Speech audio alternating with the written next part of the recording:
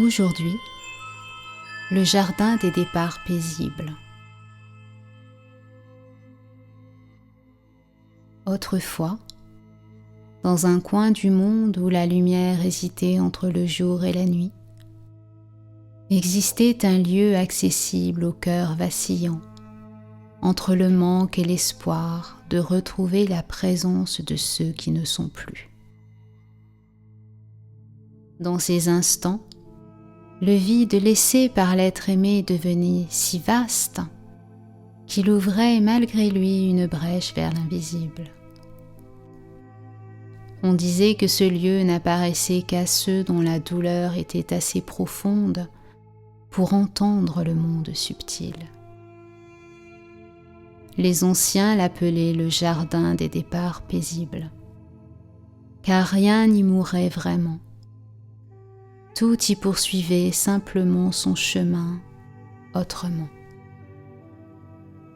Ce matin-là, l'hiver soufflait doucement sur les collines givrées. Un voyageur avançait, guidé seulement par le murmure du froid, le cœur lourd, serré par une absence trop profonde pour être formulée. Depuis quelque temps, sa maison lui semblait silencieuse, tellement silencieuse que chaque pièce résonnait du manque, comme si le vide lui-même avait pris forme. L'être aimé qui partageait autrefois son quotidien n'était plus là. Depuis, chaque jour ressemblait à un long battement de cœur retenu. Il ne savait pas vraiment quoi faire de ce chagrin, parfois lourd, parfois creux, parfois calme et pourtant toujours si présent. Alors, il avait ouvert la porte et s'était laissé porter par l'hiver, espérant que marcher aiderait son souffle à revenir.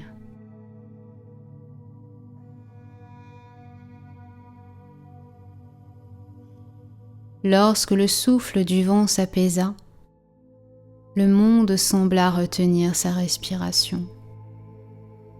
Sur le chemin de mousse argentée, la brume se mit soudain à scintiller.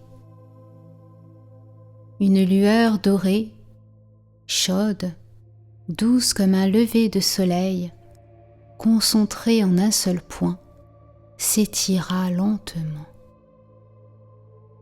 Et de cette lumière naquit une silhouette éthérique, celle de Kalaïna, la gardienne née du premier souffle de l'aube.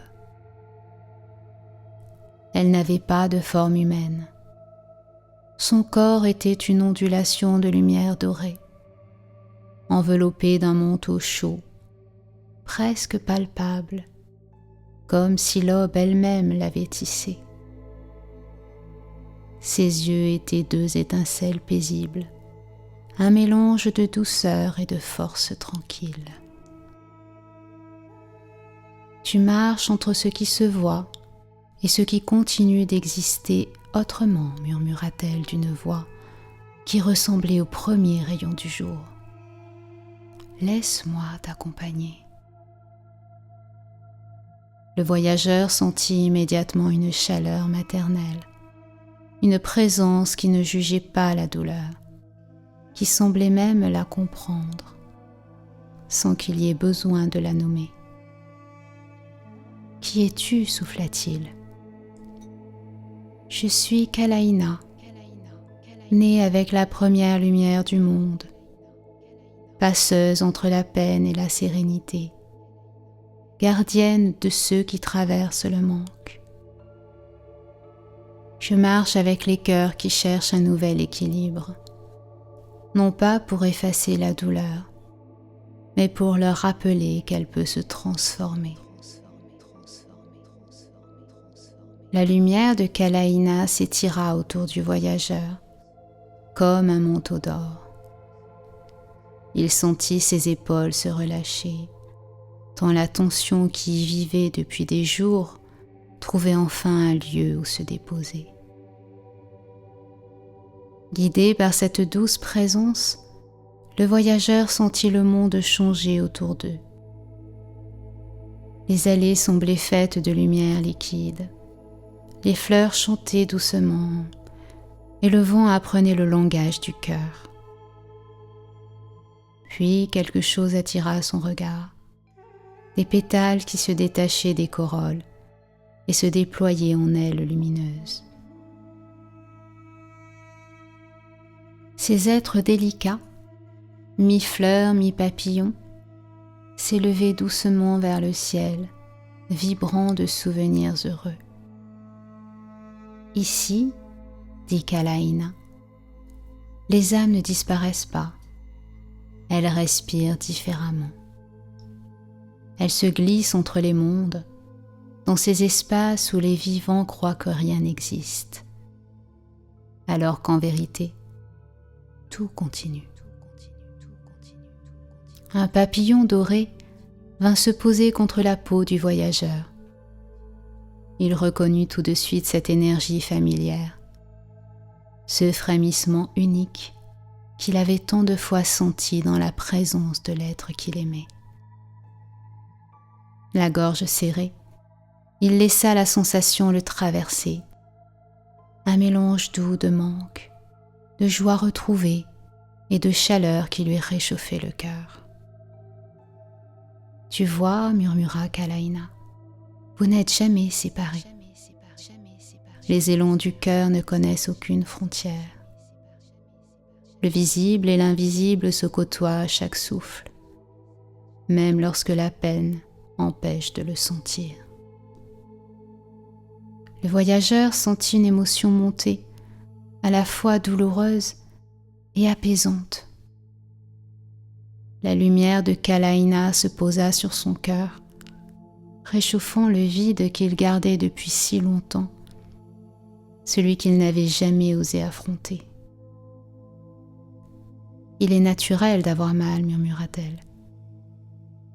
Parfois, le vide t'étire.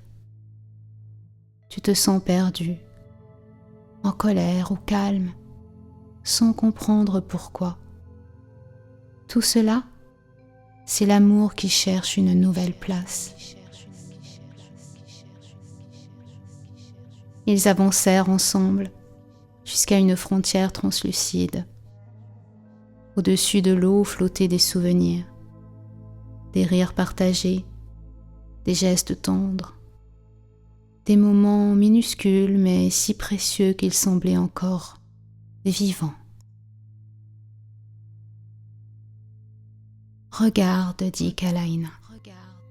Ici, les souvenirs respirent encore, et c'est toi qui leur donnes leur forme. Ce qui te fait mal aujourd'hui deviendra un jour une chaleur douce, un souffle réconfortant dans la poitrine. » Le voyageur sentit un relâchement, la douleur semblant se défaire d'elle-même, juste un peu. Il pensa à tout ce qu'il avait vécu et une gratitude discrète, timide, monta doucement en lui. « C'est cela, murmura Kalaïna. Célèbre ce qui a été. Laisse-le vivre autrement. Ne retiens pas, ne force pas. Simplement, permets. » Elle tendit une lanterne de cristal au voyageur. Pas de flamme, seulement une transparence fragile. Cette lanterne s'allumera lorsque ton amour respirera librement. Lorsque tu laisseras ton cœur s'ouvrir là où la douleur se refermait. Lorsque tu accepteras de sentir la présence autrement, sans attendre qu'elle ressemble à ce qu'elle était. Le voyageur serra la lanterne contre lui.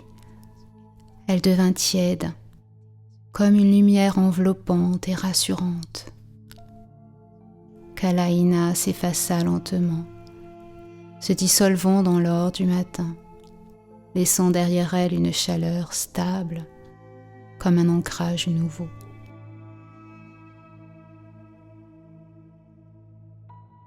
En rentrant chez lui, le voyageur sentit que quelque chose avait changé. Pas la douleur, pas l'absence, mais un espace qui s'était créé autour, respirable, apaisé, lumineux. Il posa la lanterne sur le rebord de la fenêtre. L'amour, cette fois, ne blessait pas, il réchauffait. Alors une lueur douce s'alluma, stable, radieuse, et le voyageur comprit. Rien n'était perdu. L'être aimé continuait de cheminer à ses côtés, dans un monde si proche qu'il suffisait d'un souffle pour le sentir.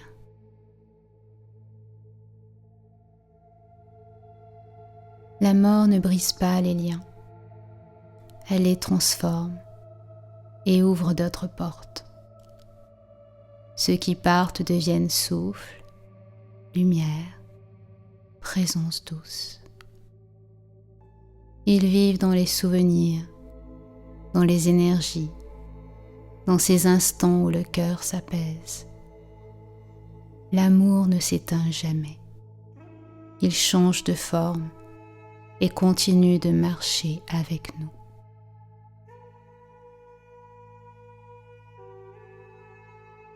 Maintenant, accueille ce que tu viens d'entendre. Laisse-le s'enraciner en toi et permets à ces quelques minutes de musique de poursuivre ce chemin intérieur.